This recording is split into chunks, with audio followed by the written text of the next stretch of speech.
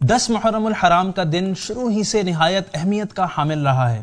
اس دن کی خصوصیت واقعہ کربلا سے پہلے بھی تاریخ میں موجود تھی۔ یہ دن بڑا ہی بابرکت اور فضیلتوں والا ہے۔ دنیا کی تاریخ کے بڑے اہم واقعات اسی دن پیش آئے ہیں۔ مثلا حضرت آدم علیہ السلام کی توبہ اسی دن قبول ہوئی، فرعون اسی دن غرق ہوا، حضرت نوح علیہ السلام کی کشتی اسی دن جودی پہاڑ پر رکی، اور قیامت بھی 10 محرم الحرام ہی کو واقع ہوگی۔ آج کے ایپیسوڈ میں ہم آپ کو اس دن کرنے والے چند کام بتائیں گے جو آپ کے نیک اعمال میں اضافہ کریں گے۔ So let's watch how to spend the day of Ashura and what to do on this day۔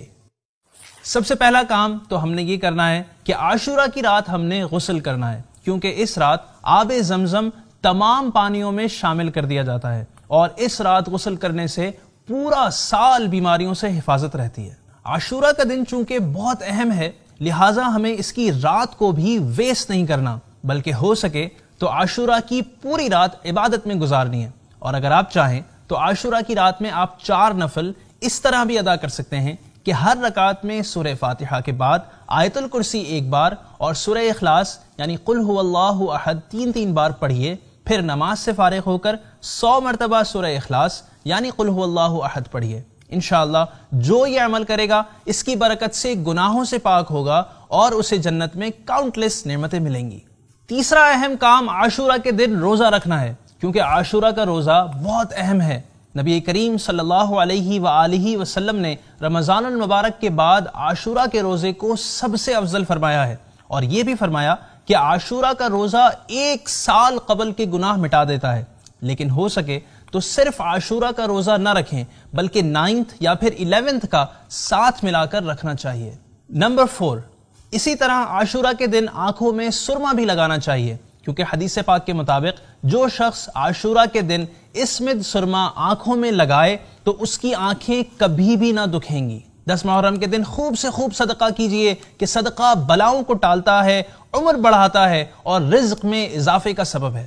10ویں محرم یعنی عاشورہ کے دن گھر والوں کے لیے خوب اچھے کھانے پکائے تو انشاءاللہ عز و جل سال بھر تک گھر میں برکت رہے گی، اور بہتر ہے کہ کھچڑا پکا کر امام عالی مقام سیدنا امام حسین رضی اللہ تعالیٰ عنہ کو فاتحہ بھی کریں۔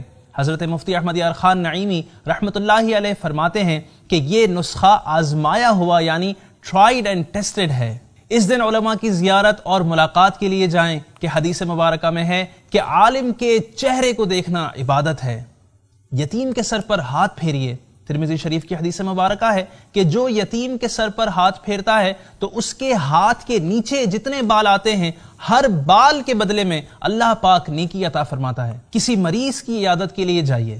پیارے آقا صلی اللہ علیہ وآلہ وسلم نے فرمایا، جو مسلمان کسی مسلمان کی صبح کے وقت عیادت کرتا ہے تو شام تک 70,000 فرشتے اس کے لیے دعائے خیر کرتے رہتے ہیں، اور اگر شام کے وقت عیادت کرتا ہے تو صبح تک 70,000 فرشتے اس کے لیے دعائے خیر کرتے رہتے ہیں، اور اس کو جنت کا ایک باغ بھی عطا کیا جاتا ہے۔ اور آج کے ایپیسوڈ کی آخری بات یہ کہ عاشورہ کے دن مدنی پنسورہ سے دعائے عاشورہ بھی ضرور پڑھ لیجئے۔ اللہ پاک سے دعا ہے کہ وہ ہمیں عاشورہ کے دن کی خوب برکتیں عطا فرمائے۔